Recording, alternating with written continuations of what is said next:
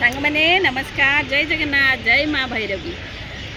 तो आमे last video रे कौन शिखी गोबर उठा माने गोबरटा को उठे कि आमे पछिया रखी देछु, जहाँ को आमे छौ नृत्य रे कौन कहा जाए गोटी उठा। तो गोटी उठा परे आमे कौन करिबु गोबरटा को गड़बू ना, तापरे सिना ता नेक्स्ट प्रोसेस आमे करिबु। तो आज आमे शिखिबा छौ नृत्य रे नृत्यशिल्पी तार निज शरीर माध्यम केमिति गोबर गड़ा करती आ नृत्य आइटम गुड़िक व्यवहार करती ताकू मु आपण मानक देखौछि। आपण माने भी प्रैक्टिस करि पारंती, मो देखी देखी करंतु ना। चलंतु करिबा। तो आमर एटा कौ पज जानी मु कहि सारी एटा होछि छौ नृत्य रे याकू आमर धरण कहा जाए। सबू आमर टबका उफुली धरण भंगी रु स्टार्ट हुए। तो एबे आमे करिबू गोबर गड़ा।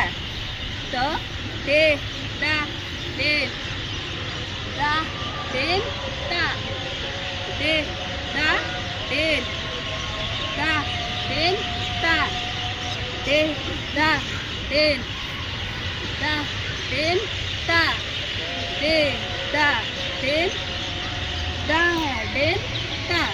तो आमे जो हाथ रे एमिति गोबरटा को पानी नहीं कि केमिति गड़ू यही भाव रे गड़ू सेटा को आमे गडरे देखौछु एई भलिया करिकी एटा दे दा देन दा देन ता एमिति पानी रे गड़ा जाए। तो यहाँ हूँ छौ नृत्य रे सेकेंड नंबर उफुली गोबर गड़ा। तो आपण मैंने प्रैक्टिस करंतु आउ शिखि नियंतु। आग को मु देखैबी गोबर गड़ा पर कौन करा जाए, छड़ा दिया छड़ा देकी आमर घरटा को पवित्र करा जाए, शुद्ध करा जाए। तो मु नेक्स्ट वीडियो रे मोर रहिबो छड़ा दिया। तापर आग को जेतिकी मु कहि सारी मयूरभंज छौ नृत्य रे जेतिकी उफुली अच्छी गोटे होची माने प्रथम रु नारी उफुली, तापरे पुरुष उफुली, तापरे किछि गुड़ा पशु उफुली, पक्षी उफुली, एमिति माने 36टी उफुली अच्छी।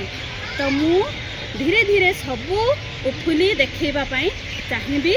आउ समस्ते शिखंतु कहीं ना मु आज करि पारुछि काली को करि पारिबी कि न पारिबी।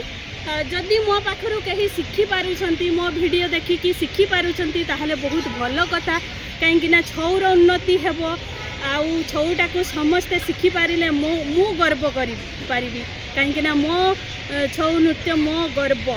तो आपण माने भी समस्ते निजको गर्वित करंतु छौ नृत्य पाई, आ छौ नृत्य को भल पाइबा दियंतु।